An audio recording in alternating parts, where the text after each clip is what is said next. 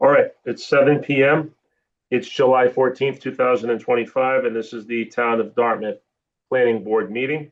Before we begin, I'd like to state that the Planning Board voted in public meeting to continue meeting virtually in accordance with the Governor's 2025 extension of the virtual hybrid open meeting option through June 30th, 2027. As previously stated, these are public meetings. They'll be held remotely with access to the Zoom meeting. And obviously, there's also the planning board office for anybody that needs to approach us that way. With that said, it's 7 p.m. We'll start with a open meeting and roll call. Commencement of the open meeting and roll call. Kevin Estes. Here. Margaret Sweet. Here. Lori Miller. Here. Ilya Rosa. Here. Nick Psychopatis here.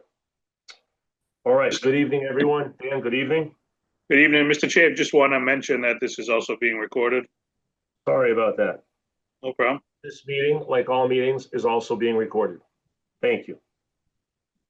Tonight's agenda begins with administrative item number 1, which is clear to us, but for those of you that are watching, it is a discussion regarding housing with Michael Matos. I don't know if Dan or Margaret want to lead us into this subject. Well, I had asked Matt to come and maybe, and I don't see that he's on yet, to come and maybe we could ask him questions because we want to do some housing for over 55. And he is on the, he's a developer, first of all, and he does these kind of things. And he's also on the housing committee. So I thought he would be a great guy to come and we could ask some questions of things that we're kind of concerned about. Agreed and greatly appreciated. We can do a few things, I believe. We can hang for a minute or two, or based on the fact that they're administrative items, do we want to move on to number 2 until he joins us? Does anyone have a preference? I would move on if it were me. I'm going to see if I can get a hold of him. I agree with Margaret. Everybody good with that? Yes. All right, Yes. so let's move on with the notion that once he arrives, we'll pause where we're at and jump back into number 1 in respect of his time, and then get back to where we were.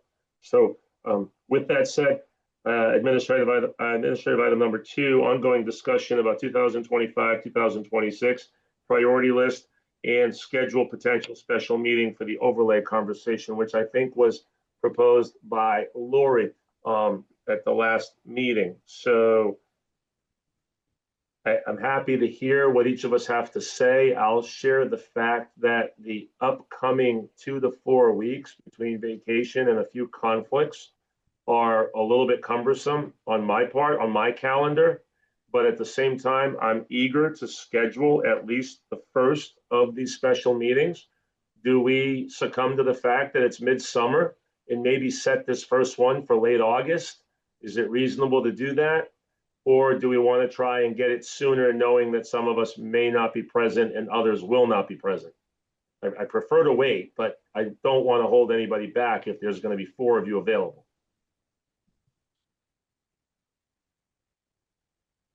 I believe our late August meeting, as far as the planning board goes, if the schedule is not conflicted, it's going to be August 25th.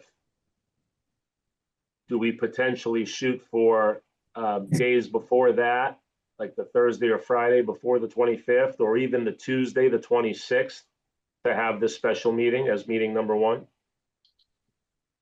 And I'm open to suggestions. I'm okay. I would be okay with that, Nick. Just as you said, just given the proximity of the next 2 to 4 weeks, it being summer, schedules being what they are, a mid to late August is appropriate on my end.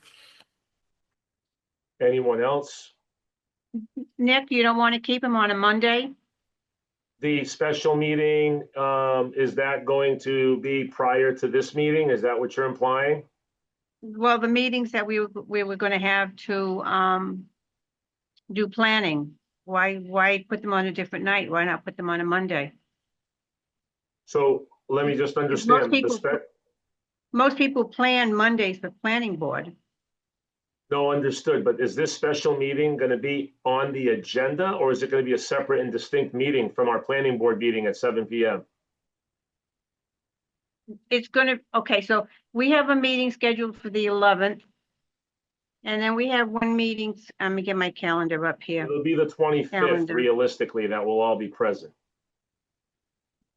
Should we schedule one for the 18th? Correct, that's what I'm getting to. Thank you. The 18th of August? I'm embarrassed to tell you that in a perfect world, yes, but I'm returning on the 19th. I will not Okay. be here on the 18th either, if that makes any difference to the board members. It matters. But I just want to understand, Lori, is this quote unquote special meeting going to be part of our planning board agenda for that evening? Yes, yes. This has to be, it's not a special meeting. It's a regular planning board meeting at which we will be discussing Fair. planning versus other issues. So do you want to make it, is September 1st a holiday? Yes, Labor What Day. about the 25th, August 25th? Because I think that's going to be a regularly scheduled meeting. It will be. Dan, do you think we'll have anything? of The only thing, importance? the only thing I would recommend is we have our next housing production plan meeting on the 26th.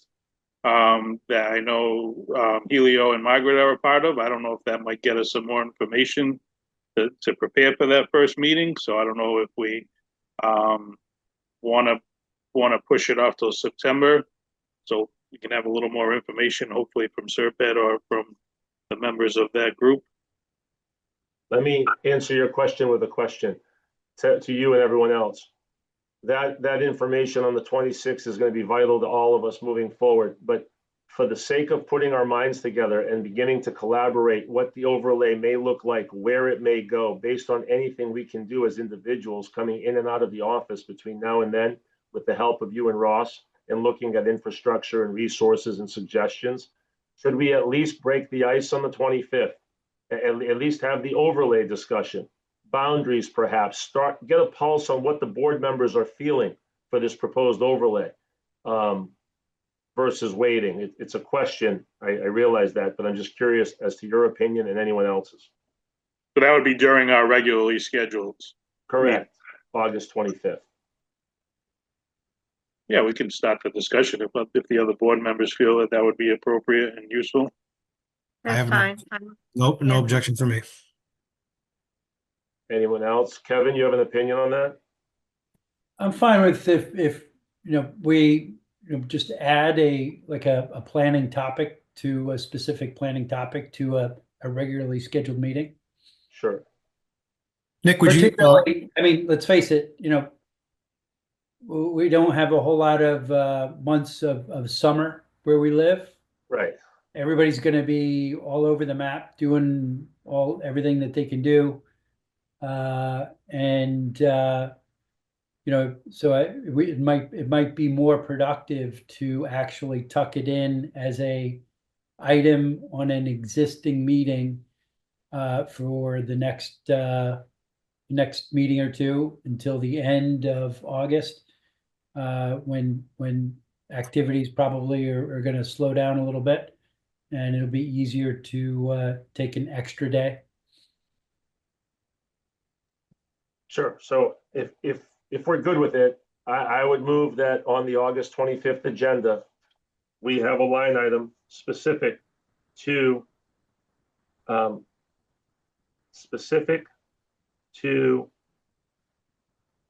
development of an increased density overlay district. And we keep it at that. And hopefully between now and then, each of us can do a little bit of research, look ahead for the town and the best interest of the town, stop in the office, learn a little bit from Dan and Ross. I speak for myself when I see learn a little bit.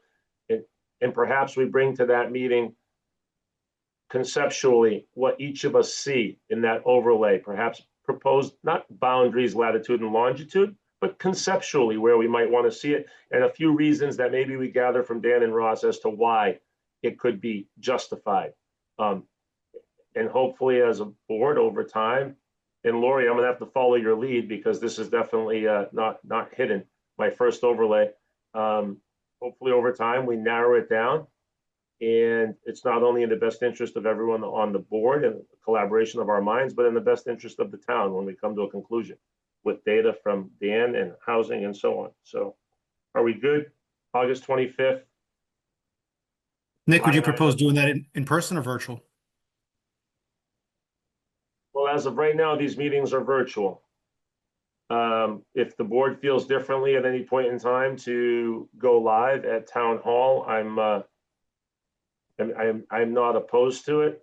I think there are times of the year for some of you that do not live anywhere near town hall, that virtual is most efficient and quite frankly safest. But I think for that one, we're good to be virtual, right? Does everyone else feel the same way?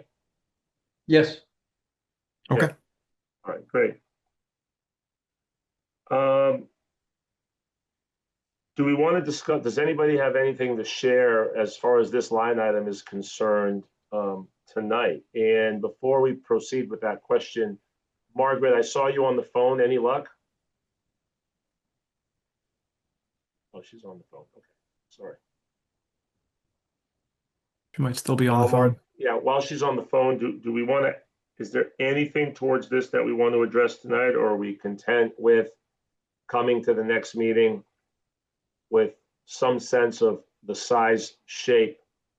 I'm sorry. Yes, he's getting on now. He's a little late running. I was calling him. Okay, No worries. As soon as he's on, we'll jump to number one. sure. All right, so based on the fact that he is coming on, we will look to the August 25th meeting to bring size, shape, boundaries minus latitude and longitude, just conceptually what we each feel and or see for an increased density overlay district. So we can literally break the ice on the subject and start putting pen to paper. And quite frankly, I'm happy to follow everyone's lead. And as far as this board's concerned, I know Margaret and Lori were here with overlay districts. I can't speak for Kevin, but it's going to be a group effort, right? I mean, that's what we are. We're a team. So I look forward to it. Margaret, is he logging on now? He should be. He called me. I gave him the code to get on. Let's just give him a second. Turned it back on. We're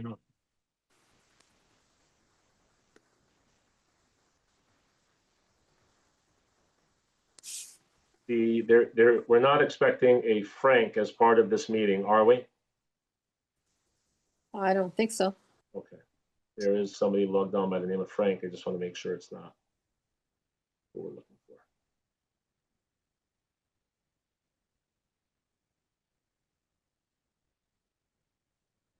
Dan, while we're waiting, what's that? Yeah, Dan, can you hear me? Yeah, this, somebody else was talking in the background. Oh. I don't know if it's on a different line. This is the most, right? I'm not sure. I'm hearing somebody talking. I I'm got some not sure. feedback too. I No, have some- he's here anyway. Yeah, that's it's Lori. Okay. All right, yeah, Michael's here. Once he's unmuted, let's see. There he is. Yep. Michael, if you can hear us, just unmute your mic. Yeah, there we go. Hi, everyone. I apologize for that. I literally just pulled in my driveway and ran downstairs, so here I am. You're interrupting. You don't know what you're doing. That's okay. Michael, Nick Cyclopate is here, courtesy of Margaret reaching out. Thank you to both of you from behalf of myself, the board, the town. If you don't mind, just a brief intro on who you are, what you do, what you know, and what you can share with us. And rest assured, it's greatly appreciated. And thank you for being here tonight. Yeah, no problem. Thank you for the invitation. Michael Matos. I am the chairman of the Dartmouth Housing Authority, but my day job, I'm the executive director and president of a nonprofit organization that owns and develops affordable multifamily housing. We have about over 3,000 units that we own and control, and we don't self-manage. We have a management company that does that for us. But we do a lot with the low-income housing tax credit program, CPA funds, affordable housing trust funds, all the different tools in the affordable housing world that you would expect that we would use to try to develop affordable housing, and new construction, adaptive reuse, etc. And so I have a lot of experience in all those different kinds of projects. And I think that, you know, Margaret, I'm on the CPC with Margaret, and I think that she had asked me to kind of come and have a conversation with you, and I guess I would just kind of ask you what some of the things that I could be helpful in to try to provide input on, specifically that would be helpful to the board, so that way I can, you know, tailor my remarks properly. All right, I appreciate the intro, and again, thank you for your time. Mm-hmm. I think I'll just start with the first question, if I may. Oh, sure. I think a lot of people in town really are unaware of the phrase affordable housing and what it means, Mm-hmm. and who it often houses or what it brings to a community. Can you just very briefly, over your 3,000 some odd units in your history in the field, can you just kind of take that affordable housing phrase and break it down into simple words for the average person that may be watching? Absolutely. You're right. That's a common theme. I think a lot of people think of affordable housing as, you know, I'll use the word public housing, right? They think of it in that terms. Public housing is affordable housing. The housing authority, like I mentioned, what we have is housing for folks that need rental assistance. But affordable housing can also be 110% of the area median income. So we base affordable housing on what's affordable within a certain geography, right, in a certain area. So what's affordable in Cambridge is not exactly what's affordable in Dartmouth, etc. So it really is a specific thing. But generally speaking, when we're talking about affordable housing, it is in affordable housing that I build usually is around 60 to 80% of their area median income. And what that means a lot of times is that and then there's subsidized units and unsubsidized units. And usually subsidy follows the extremely low income household. So usually there's a percentage, 10 to 15% of the units that we build, at least, that try to accommodate that deeply affordable component.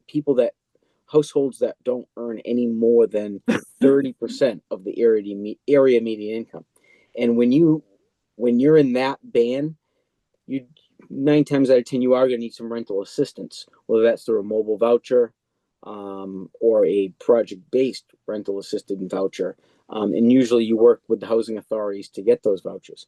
But then as you go up that income tier, and you could be somebody or a household, when I say someone, I mean a household, that, you know, earns 60% or 80% of the area median income. But, you know, the market rents could be substantially higher.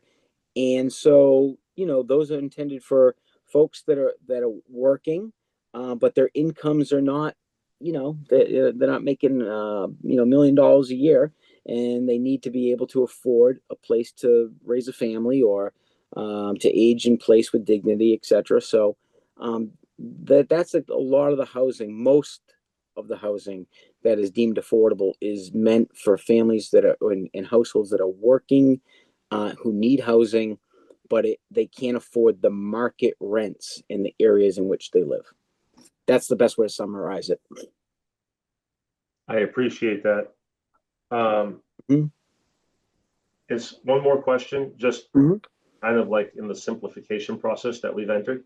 Mhm. So let's just say the median income for simple math is Yep. $50,000, just to keep it simple. Okay. And you mentioned 60 to 80%.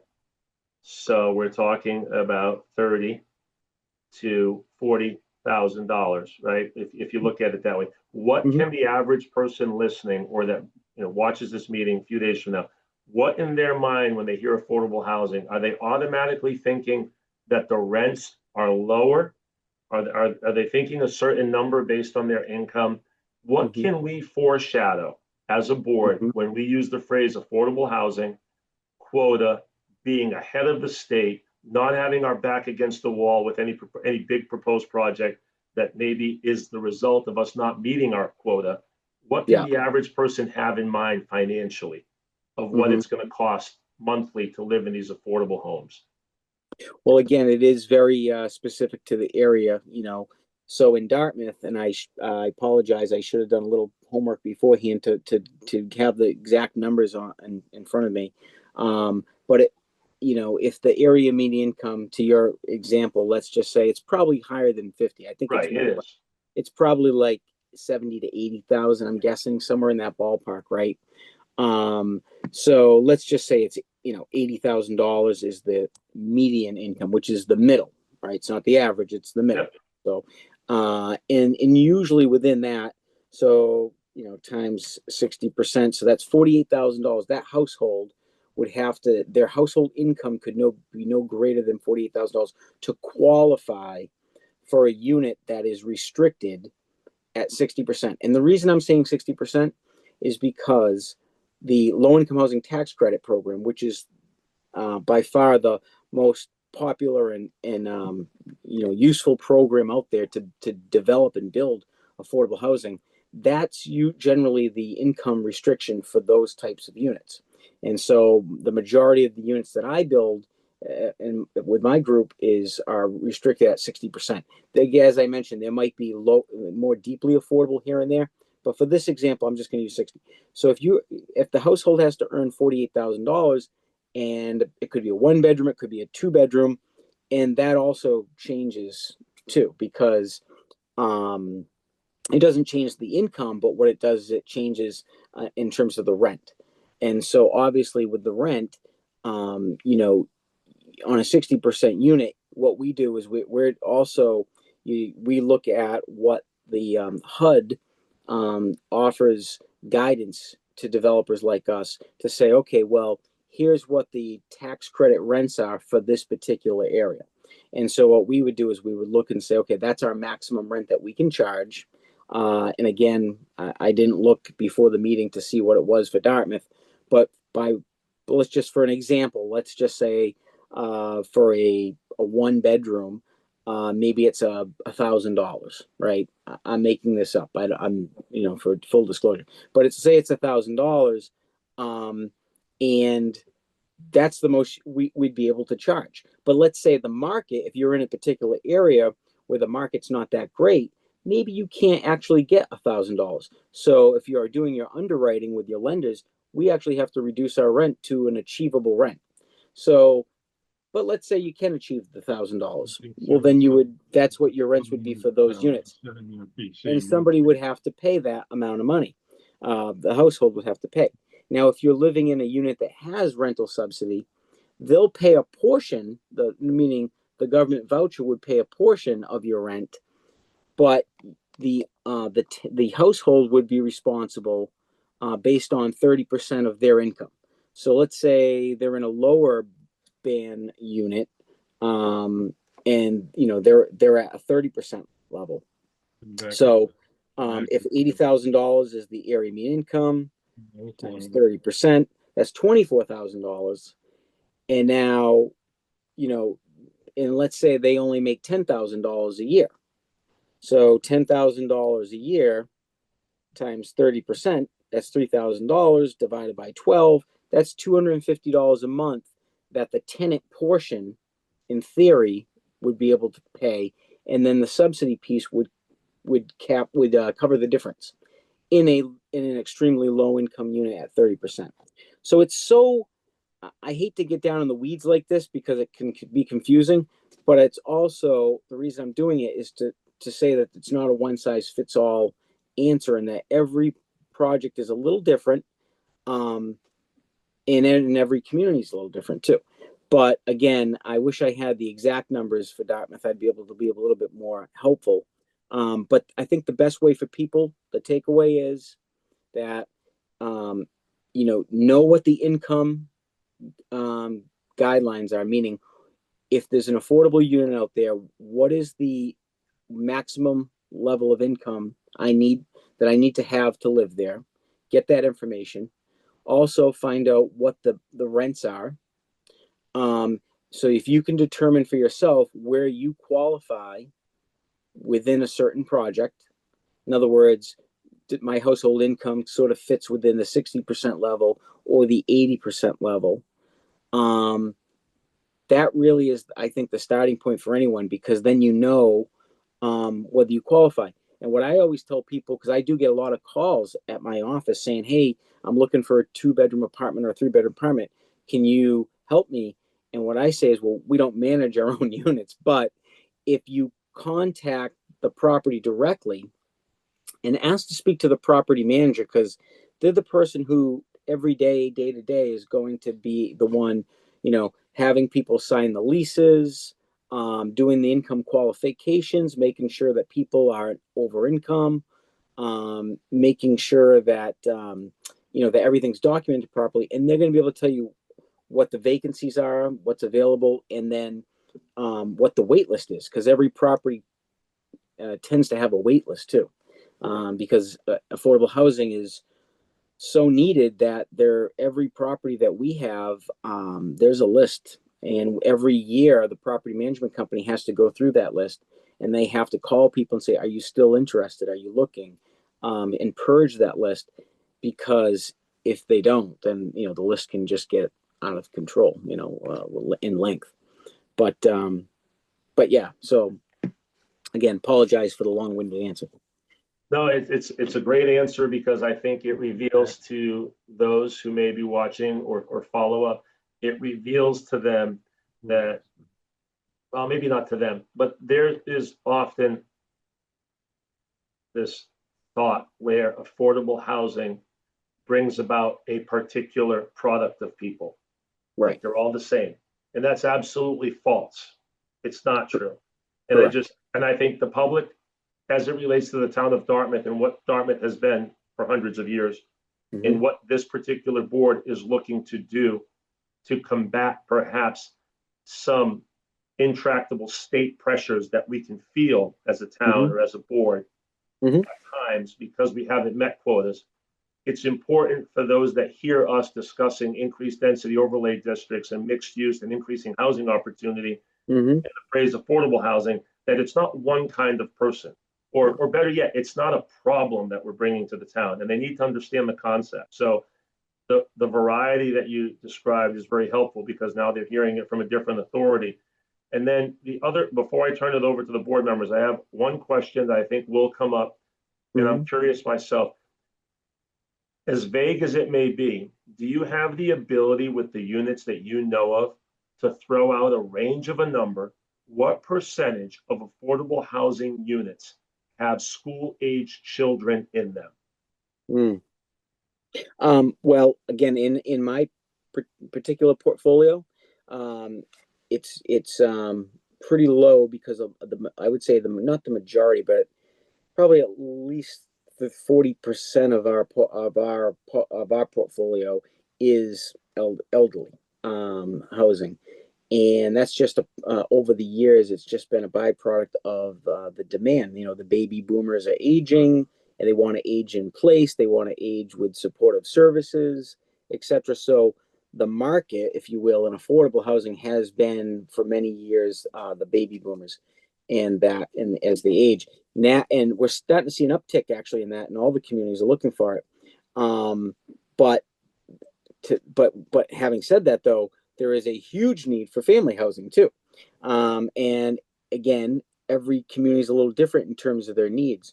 One of the best things that I've seen done, and we're doing it now in Dartmouth, is having the affordable housing production plan updated, and really using that as a marketing tool to really dig into the numbers to determine what the needs are in the community. Because then it's like you get a developer come in, and you're basically telling them, this is what we need. They're going to do their own market study to confirm it. Sure. But then you can work together as like almost like a private public partnership. There's less fighting involved, because you're not going to get a proposal that you don't want, because as a developer, they like the path of least resistance. They want to go into a community and give you what you want, because it helps the project go along a lot smoother. And so I just feel like we did that in Foxborough, where they had a piece of land, the housing authority had a piece of land, they RFP'd the land, they had put together a housing production plan that documented very well what the need was for 55 plus housing. We made the case to the funding agencies in the state that we needed the funds to do this, and the stars aligned, and we were able to get it developed. And we're leasing up units now for September and November. So it's, that project, these projects take a long time, 2 or 3 years in general. So yeah, it really is specific. I mean, we do have some family sites as well, I will say that. But as long as you have it, this is just my professional opinion, if you have it professionally managed by a professional management company like Peabody Properties or Hulkeen or Wynn, those companies have processes in place, and they know how to properly manage and have good tenants and make sure that the neighborhoods are less impacted by any development, whether it's senior or family or whatever. And I just feel like, to your point earlier, there's no one size fits all for the type of tenants we have, but the majority of the households that we serve are, hardworking people that need an affordable place to live. And when they go home, they just want to be left alone, just like you and me. They just want to be left alone. So that's it. I appreciate you very, very much. I'll let the others chime in. I thank you. I thank you for your time, and thank you for being here. Yeah, thank you. Appreciate it. Any other questions? Yes, I have some for Mike. Mike, do you find that the 2 bedrooms or 1 bedrooms rent faster for over 55, 65? For that population, actually, it's the 1 beds, because it's usually either a single person or a couple. And, and honestly, from a community standpoint and from a management standpoint, we do try to have a couple of 2 beds in that population mixed in, just for some reasonable accommodation requests that we know that we're going to get. But if you have too many, and this is just, again, my opinion on seeing things, is that what ends up happening is, then it becomes a problem, because now, a well-intended household, let's say, someone who's 55 or 62 plus, they might have their 40-year-old child living with them, and then some other tenants will get upset by that because they're not that Right. age, and it can cause more, human drama than anything else, I guess is the way to say it. And nobody wants that, quite honestly. So by eliminating the number of 2 beds, it actually helps the project be successful. And you're still serving the population that you're intending to serve. So it's better to do it that way. But we have had sites where we've added additional bedrooms to accommodate, circumstances where it's really needed. The family needs that. So. Okay, thank you. I have a couple other questions, and then I'll shut up. One of the things that I'm thinking of, is that we have elderly that are finding it pretty hard now with the taxes going up and maintaining their homes. So maybe if they sold their homes, then we'd have more of an inventory for the young people coming in. But how does that impact them when they go in to get to go to housing? How does that impact them with the sale of their home? That's a great question, and we just went through a whole. I talked about Foxborough. We just went through this. We had our lottery last week on one of the buildings, and these are questions that always come up. So the good news is that when you do income qualification on the management side, your assets are not considered income. So it's only like if you had a savings account, right? You could have $1 million in the savings account, and they don't look at the $1 million as income, because the $1 million is not income. It's an asset. What's income is the interest you earn on that $1 million. So they add the interest. So same thing with the home sale. you could be looking to downsize. Let's say you live in a 3 or 4 bedroom home and you don't need all that space and your kids have moved away, and you say, gee, I would be happy with a small apartment because then I go down Florida, I do other things and whatever. You could easily sell your home, and as long as your income, meaning Social Security, whatever else sources of income you have, as long as that is within that band, whether it be 60, 80% of the area median income, as long as your income was in that band, you would be fine. The money that you got from your home sale wouldn't count towards income, but if you were to put that money in an investment vehicle, let's say, or even a savings account, it would just be the income from the interest or the dividends or anything like that you would get. That's what they add to the income certification. Oh, thanks. That's an important question that Yeah. I think we really need to look at. And Mhm. here's a thought, Mike, and I don't know if you've ever done anything like this. You know, we have a lot of not a lot, but we have several large commercial vacancies in the town. Mhm. Have you ever converted a commercial to housing?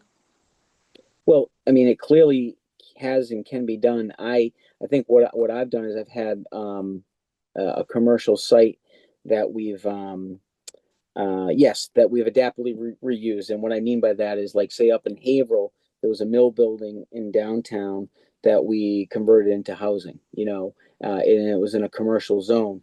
And then, but what the community had done, because they had the forethought to say, well, we want to encourage housing mixed in with the commercial. So they created an overlay district that allowed for housing. I mean, still had to get a special permit through the city council for certain variances on, whatever height or this and that, but or parking, for instance, is usually a big one. But it was still allowed. So if the community, if it had to be rezoned, if it was in a just truly commercially zoned area, I think that would be a little bit more difficult because, as you guys know, there would be more of a process involved in terms of zoning variances and changes and things like that. And everything's possible. You just got to get the approvals to do it. And does it make sense? I know that nationally there has been a trend to reuse some they used to call them gray fields, like these old suburban malls, like the 1-story malls that kind of fell out of favor for a while, but seem like they're coming back, to turn those into housing. And that's been a trend in more urban areas for sure. But I think in suburban areas, like on a Route 6 or a Route 1 up in the North Shore, I think those are great opportunities to do that. Absolutely. And one more question, and do you find that there's a length of time that the elderly stay in these? Is it 2 years, 3 years, 10 years? And maybe then move on to a child, or, is there any specific length of time that you see in these units that they stay in? Not so much. I mean, I think, really, like, the type of housing that we create, is, what we try to do is, with our management company, and I'll just put a plug in for them, Peabody Properties. So Peabody is a great management company, and they have Peabody Resident Services, and it's a resident services division. Now, they're not like direct service providers, but what they do is they work with residents to try to identify service providers in the region, to try to link them up with services. And so that's why the term in the industry that they call is age in place. So that way people don't feel like, oh gee, I gotta move, I gotta, they can get the services they need come to them in their home. But a lot of times folks just don't know where to go and how to get those services. So what PBD Resident Services does is they try to link them up. They give them the tools and say, well, here's how you do it. And they put them in touch with the right folks to be able to do that. And that really has helped keep long-term tenants. So we don't tend to have a lot of turnover.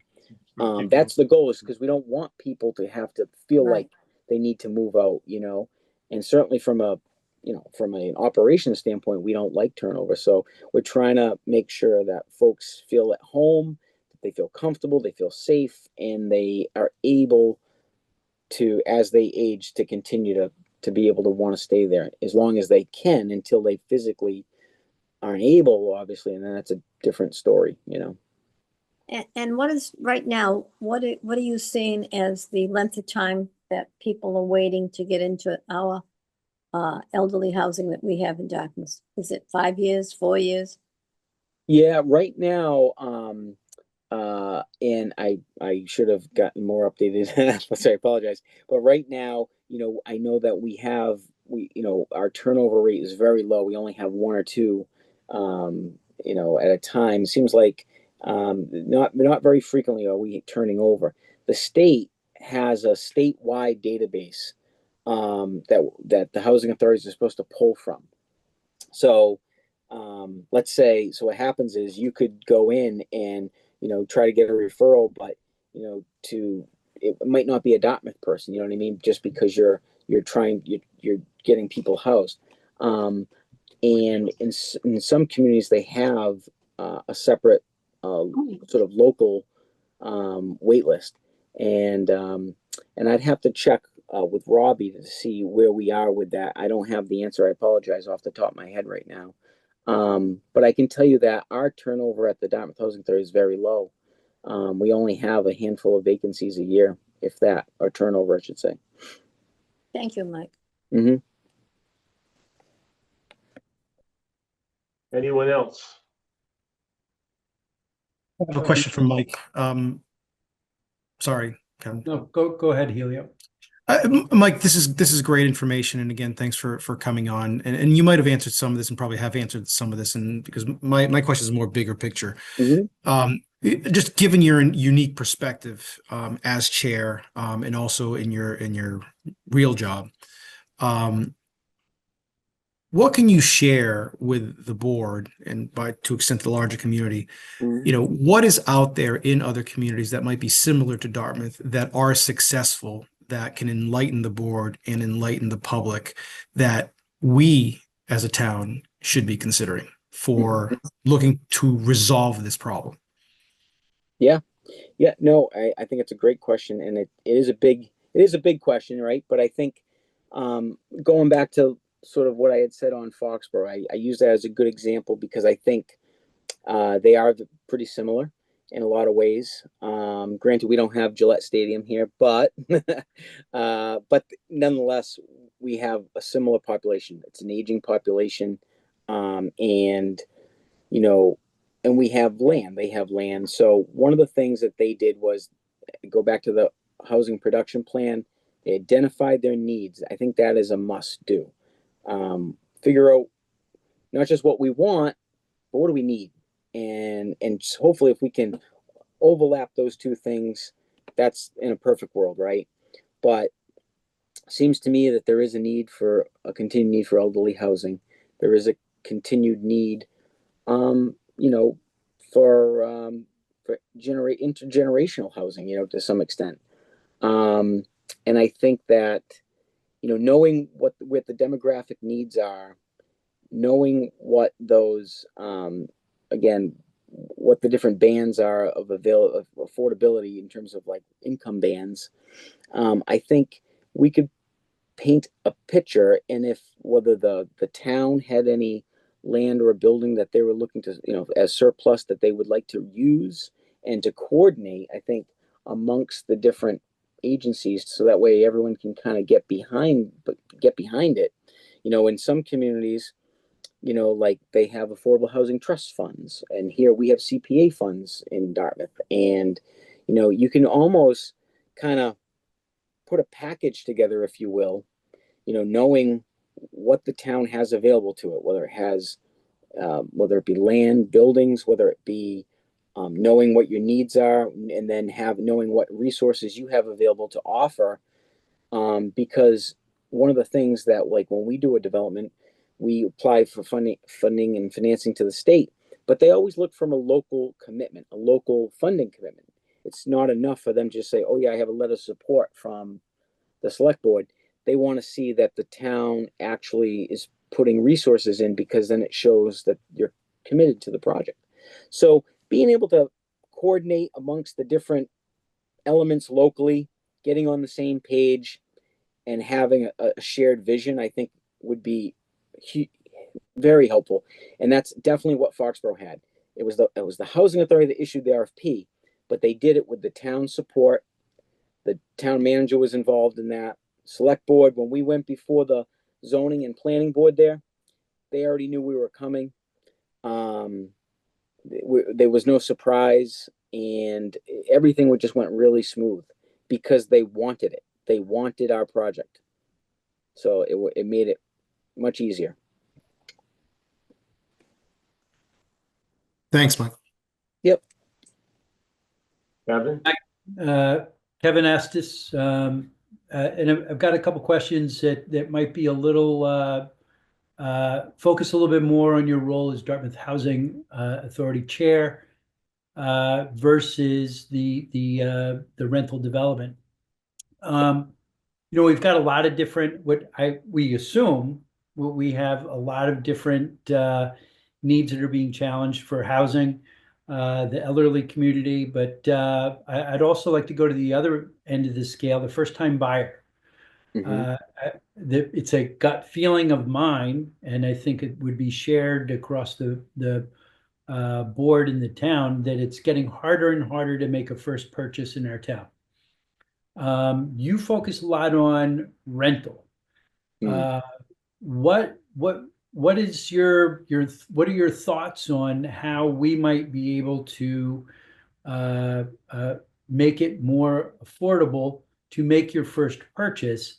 Because then you're going to be, as a first-time purchaser, hopefully your asset will appreciate, and that can be part of your income and start you out on your property ownership life, if you will. No, it's a great question, and there are resources out there to help first-time home buyers. Mass Housing in particular has a great program, both for buyers and for developers who want to build, affordable for sale housing. And it's something that my organization is actually looking into right now, because with all of this MBTA talk, in terms of like communities that have, direct, train stations, and then auxiliary towns that have to have the zoning in place within a certain point, there's definitely a need for it, like you said, but the need just seems like it keeps getting bigger. So anyway, I think that there's a couple different things and options out there. So as I mentioned, Mass Housing has first-time homebuyer program for down payment assistance at the state level.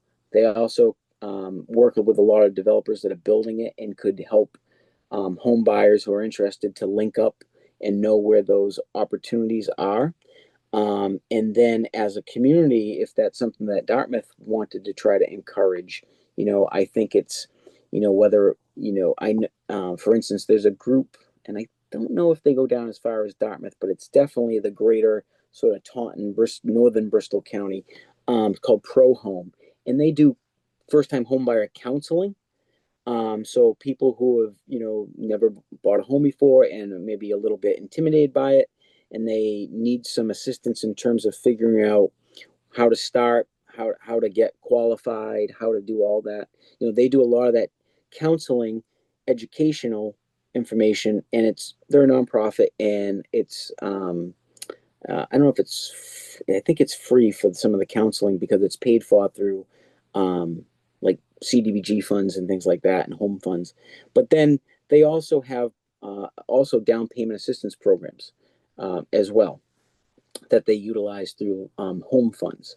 And that's something that I know, like New Bedford also gets home funds, and I believe they might have a similar type opportunity for folks. And so I think where I'm going with all that is that Dartmouth might have the opportunity to think regionally and maybe work with whether it be a nonprofit that is doing this already, or a community that's a home funded community like New Bedford, to see if there's a way that we could collaborate with them to provide down payment assistance for folks, to help them get into something. and maybe there's a way to encourage, maybe through the CPA funds, we talk about this quite honestly, is often rather, is that there's not a lot of demand for those the housing component of the CPA funds. We don't get a lot of demand for those dollars. So maybe there's a way to encourage developers to come in and use those funds to help build for sale housing instead of, rental. I mentioned rental just because it's again, the need's so great, and the demand's there, quite honestly, and then at the state level the funding is also there, so there's the perfect balance. But I think that's why I mentioned rental. But you're right, for sale is a great opportunity for a lot of families too. I've heard, a lot of different in discussions with people, with developers, with just general opinions out there. Mhm. Adam Smith's supply and demand concept of, look, if you want to reduce or make things more affordable, build more. And do you think that simply building more units in the town overall will eventually drive for Dartmouth, will eventually drive the cost of the availability of affordable housing up? Well, hard to say, because I feel like overall, I think in general that we have a lack of supply in the state. So I think in certain areas, it's there's a lot of it, right? But the demand's much higher, and I'm thinking urban versus rural versus suburban, right, in my head while I say that. And I think in a sort of a suburban community like Dartmouth, I think there is definitely a need, right? Needs probably not as great as in an urban area. So you got to kind of balance that out. You don't want to overbuild for what the demand is in your area. But I think that's where I go back to this housing production plan. I think that's really, to determine the baseline need based on population, based on population trends, what we're seeing, whether it's, are we seeing, older population, increase over the next 5 to 10 years, or are we seeing an influx of younger people, right? Because if you're seeing an influx of younger families, that would indicate that you're going to need family housing versus elderly housing, right? So those are some of the things I think are really key to this housing production plan, is to address what you're getting at, Kevin, is to balance that out. So that way you're putting the town's available resources and tools, you're offering them to build the right type of housing that the community needs, rather than what you want, right? For lack of a better word. That's all. So if you could pick one best thing that you would like to change regarding housing within the scope of Dartmouth, Mm-hmm. what would it be towards the end of making things more affordable across the board, not necessarily a specific type? That's a good question. I think to encourage some multifamily along Route 6 would be a good thing. If you're going to have multifamily, I think you want to have it in an area that has the infrastructure to support it, quite honestly, and that has the public transit around it, which it would. So I think you just got to geographically look and say, where does it make the most sense, right?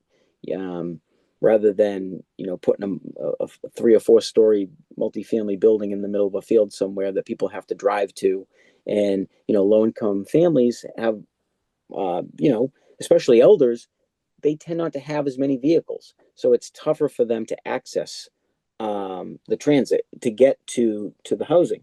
So I think you just locationally, from a zoning and planning perspective, I think it would be good to try to encourage development where it makes sense in the housing close to the highways, close to this and everything else.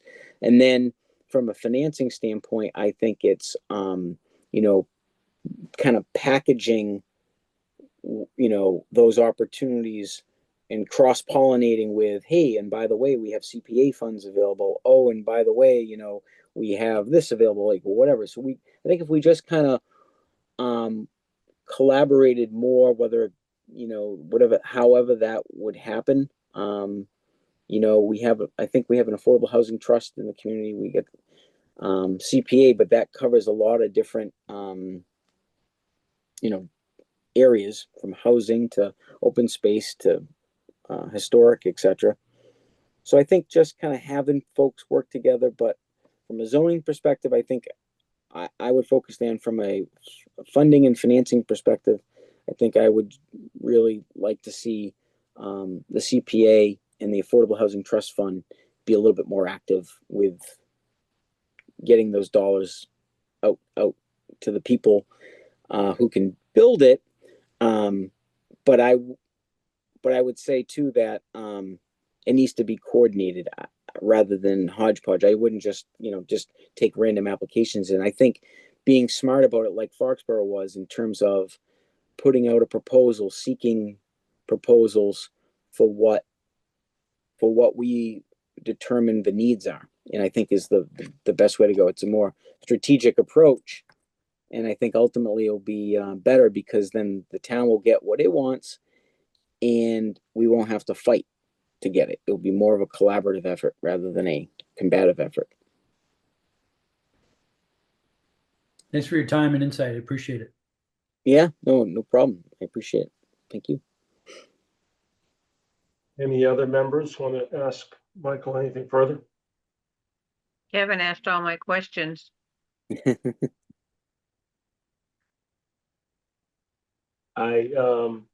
Michael, I want to thank you on behalf of all of us, and really appreciate Margaret putting her foot forward and making this possible, and obviously you coming on and sharing your time with us. No, I think it's great that the planning board is this, you know, this interest in affordable housing has taken some efforts to try to be proactive. I think that's really the key, is so that way you don't have to wait until you get something you don't want and then figure out, oh no, you know, we can kind of plan for what we do want.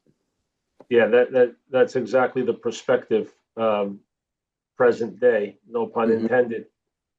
There are things before us that were not on our wish list, but quite frankly, they remain possible as a result of meetings like this not happening years ago and planning ahead based on the numbers. And people look at our board and or at any of us as individuals, and perception is reality, I guess, to them. They see something potentially happening and they think it's on our wish list or something we wanted. It's not the case. But to mitigate that in the future, years ahead, the planning and the structure needs to be in place soon to attract the developers, fill the units, have the numbers, and quite frankly, win next time. Right.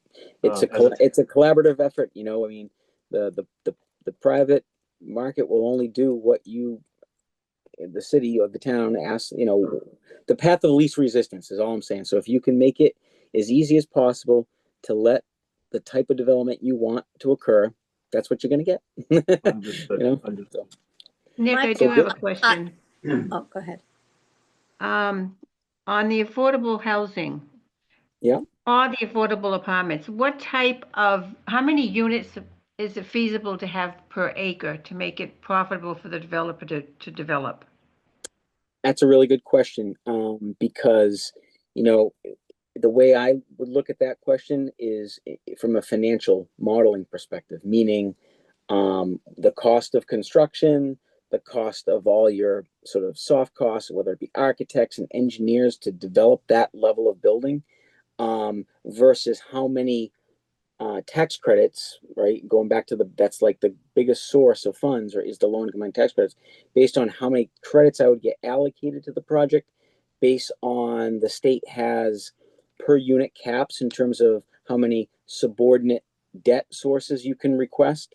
So knowing it's a kind of a little bit of a Rubik's Cube and a push and pull, but if you do a financial model and you say, okay, well, what is the the premium number, it's a range. I'm going to give you a range because again, it's so not cookie cutter. It's so specific, but in general, I tend not to try to look at projects, below like 40 units because the math doesn't work. And it just really becomes, you're doing the same amount of brain damage work and there's no benefit to it. You know what I mean? In terms of, just getting the resources that you need.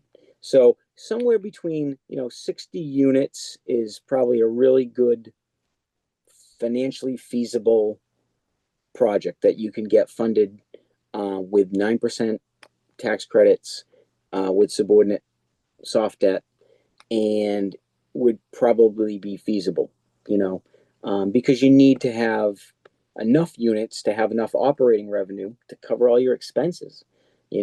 Cost of insurance has gone through the roof. Taxes are expensive. Everything's expensive.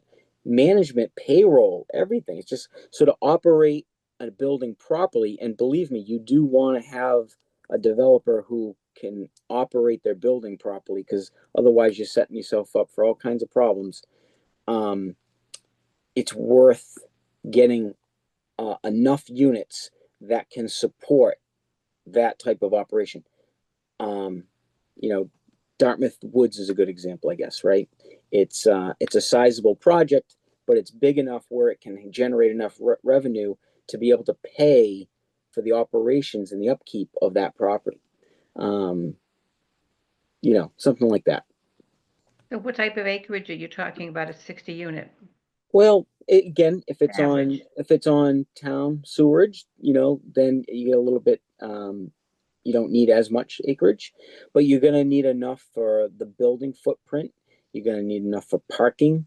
So you're still talking. It's if you're in an urban dense area, that's different, right? Because but in a suburban community, I think having at least a 2-acre site would be ideal, because then you could put the building, you could get the parking, you'd have some space, especially if you have, in a lot of our older sites now, we're trying to do it more of an active living situation where we have some sort of amenities, whether that's an outdoor grilling station or,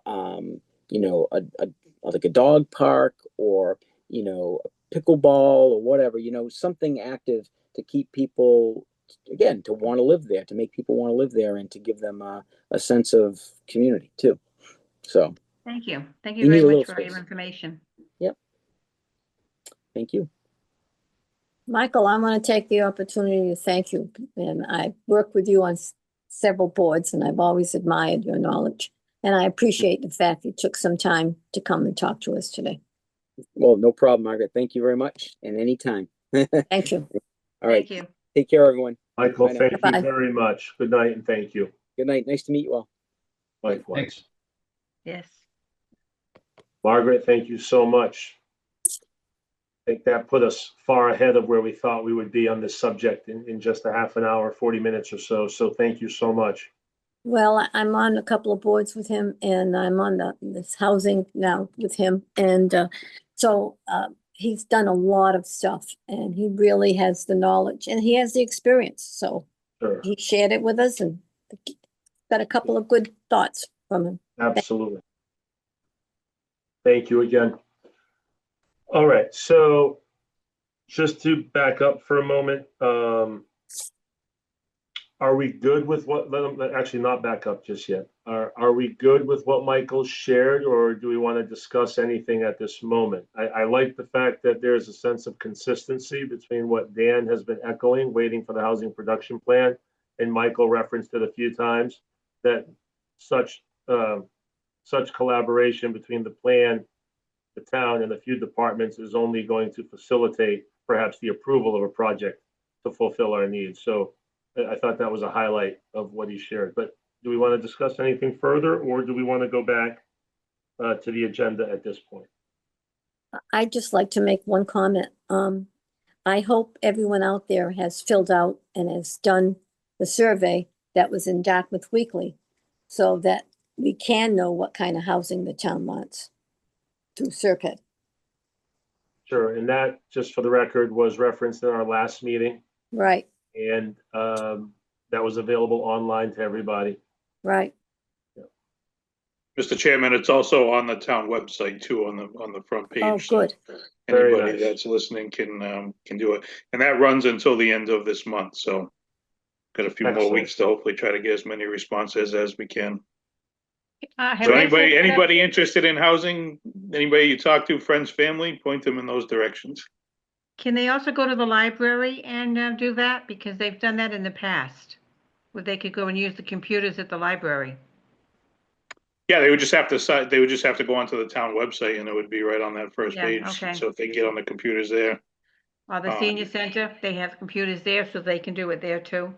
yeah, if they get on the town website, it'll be right there on the first Yeah. page. Oh, first page, okay. Thanks, So- Dan. Yeah, that's big. So once again, for everybody, if you want to contribute to the housing development and or production plan, of which we have been discussing on this board and or trying to determine what the town's needs are, please go to the front page, first page of the town website and complete the questionnaire. Going back to item number 2, as far as the ongoing discussion, I just want to conclude that we agreed that the August 25th agenda will have the line item specific to the development of an increased density overlay. We're good with that, correct? Yes, Yes. Okay. I am. Great. That brings us to item number 3, discussion potential Article 24 changes. Dan, do you want to start off with that or not? Yeah, this is just a quick follow-up. Last meeting, I mentioned that this is something Ross and I have been working on. The first step would be to do kind of a workshop with different departments. And we mentioned a board member or two could be a part of that workshop discussion as a first step. So we kind of left it till this week for all the board members to think about it and see if one or two members would like to be a part of those initial workshops. So that's the last one I had, scheduled Article 24 workshop. Do you have any information as to when those workshops will be? Are any of them already scheduled? Nope, we haven't scheduled them yet. We've been just reaching out to different departments, see who might be interested in being a part of that. I wanted to wait to get a taste for if any board members wanted to be in, and then we could try to see when the best time to schedule. It would be during business hours, because obviously all the different department heads or those interested in being a part of it would have to be available. So if any board members would be interested. Dan, I Hopefully we told you Dan, I told you that I would be interested and I can attend anytime. Okay, great. Basically. All right, I'm going to defer to Lori at this point in time. If there's single member representation from this board and the workshop happens to be on a Tuesday, then I'll be happy to jump on as a second or an alternate. But at the moment, because of it being during normal business hours, I'm going to step back and let Lori and or anybody else that wants to be present do so. I'll toss my name in as, scheduling, subject to scheduling. Thank you, Kevin. Dan, is that fair for now? 2 members? Yes, Kevin, are you available tomorrow? I could reach out to you, try to pick your brain on what days, times might be better. Does that work for you? Early works, early tomorrow. Okay, Yeah, I gotta leave, probably around 10:30ish okay. I'll do it before then. or later in the day, at the end of the day.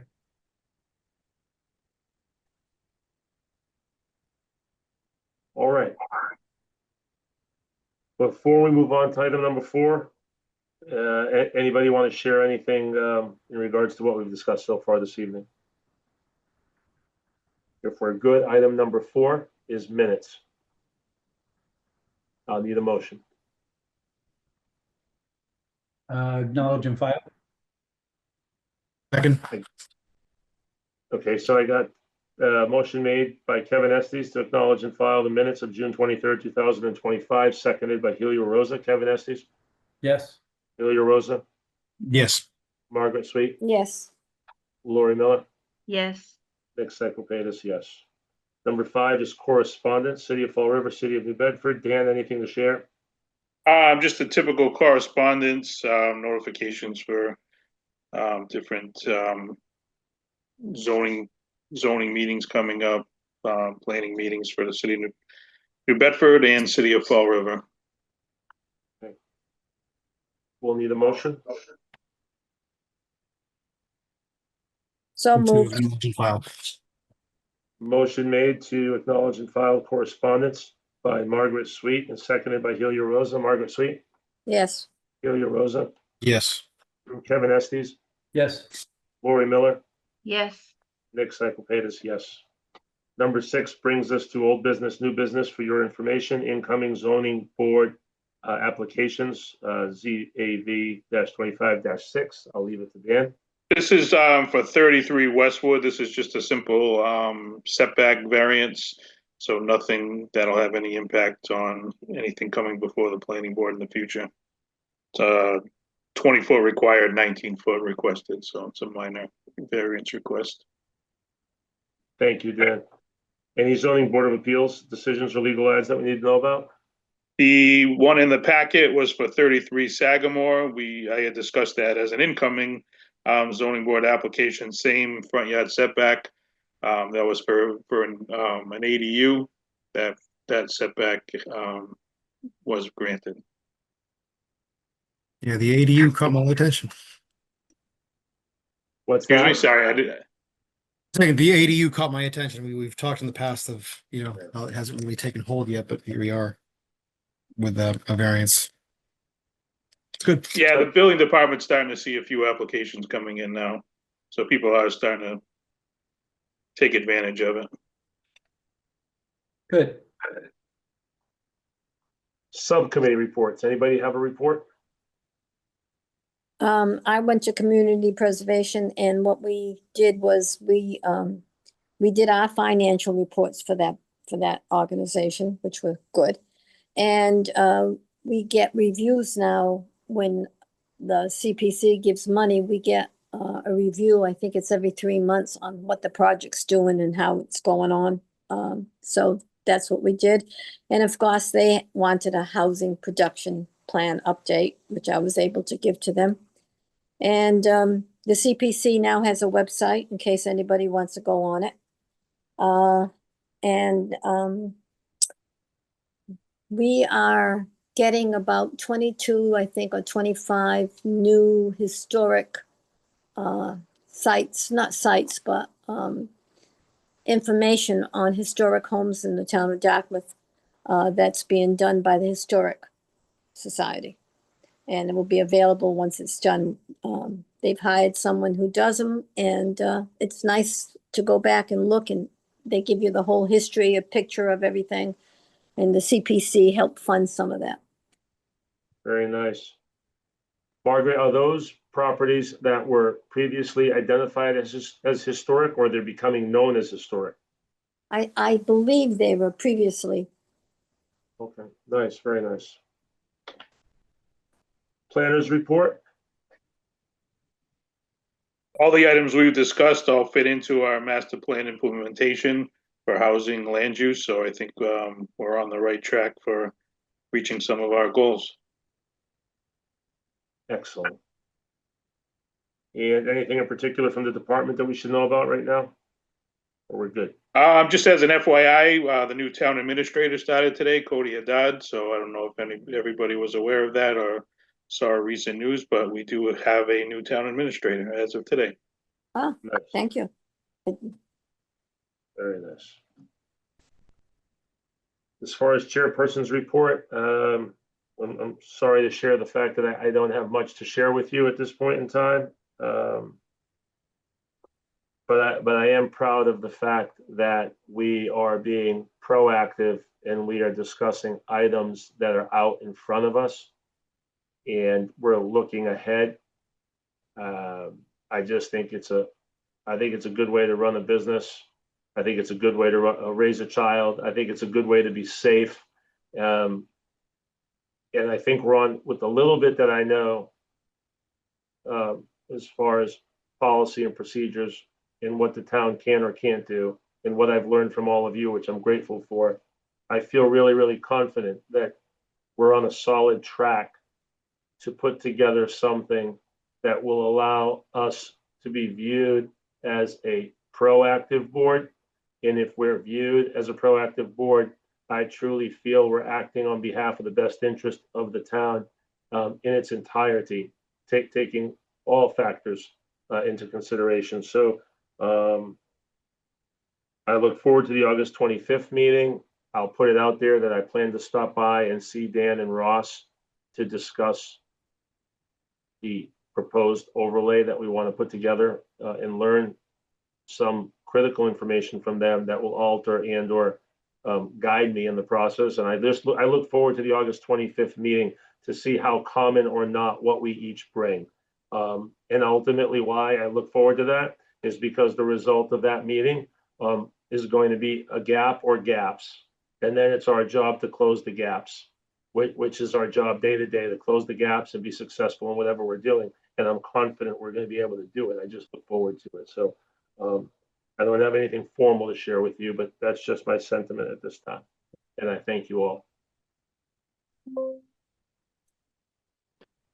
Number 7, I can announce, but I can't do it on my own. Anybody want to share anything else before we part ways? Just compelled to say this, Nick, thanks for leading the board the way that you continue to lead. I agree. Mhm. Yes. I appreciate that. I fourth that. I appreciate that too, but I got bad news for all of you. I'm following the lights ahead of me, and right now I'm looking at all of you. So you're doing a great job bringing me along. You know what's better than one lighthouse? Like 4 lighthouses in a row. So this is working out well. But I thank you guys, and I look forward to the next few months and what we can share with everyone, what we're doing. So item number 7 is to adjourn. Nick, I'd like to make a motion to adjourn. Second. Motion to adjourn made by Helio Rosa, seconded by Kevin Estes. Helio Rosa, Yes. Kevin Estes, Yes. Margaret Sweet, Yes. Lori Miller, Yes. Nick Cyclepatis, yes. Before we Good leave, night, I think it everyone. was a short and sweet meeting, but boy, did we get a lot of information. Yeah, we did. High Margaret, quality. say it one more time. Thank you so much. I mean, Michael, I think really set the record straight moving forward on what affordable housing is, and I think we're off to a good start. So thank you. Thank You're you, I think welcome. we should, I know we're kind of adjourned already, but I enjoyed that having a subject matter expert Yes, to us. The It's opportunity to important. ask questions right. and the opportunity for everybody who watches what we do and pays attention to us, learn along with us on topics that we feel the need to promote, not only promote out to the town, but embolden our own depth of learning. True. Agreed. Thank you, Margaret. All right. Oh, my Good night, pleasure. Nick. And Good it's night, really everyone. him. He did a wonderful job. Thanks again. Good night, everybody. Good Good night, night. everyone. Really quick. Next meeting will be July 28th. And the meeting after that will be August 11th. And I will not be able to be present at those 2 meetings. So I'll see you all on August 25th. You will not be there at the July 28th? I cannot be there. Okay, because we have a special permit, so I don't know if we need to get an alternate. Actually, that Let me might be an answer issue. that. Oh, I just want to tell Dan, I will reach out to you tomorrow. Let me just confirm a travel time and arrival, and I Okay. may be able to be there. Yeah, Okay. and I just want to, I need to share that on the 28th, I am out of the country. So we definitely need an alternate. Yes. Helio, Zoom works everywhere. Yeah, I'm fine. Well, Kidding, in Helio's kidding. defense, Where I think I'm I gonna will be around. floating, it will not work. No, I Where you will someone, be floating. Wow, all right. So I'll reach out to Kevin Mello. I'll reach out to Kevin Mello tomorrow, Dan, and find out if he's available on the 28th, and then I'll confirm my availability. If Okay. I'm available and Kevin's available, then nothing has to change for that meeting. Yes, because this is an advertised meeting, so we're gonna have, at least have to open it. Understood. So let's talk tomorrow before noon time. I'll actually reach out to Kevin tonight. Okay, sounds good. All right, guys. Good night, everyone. good night. Good night. Night.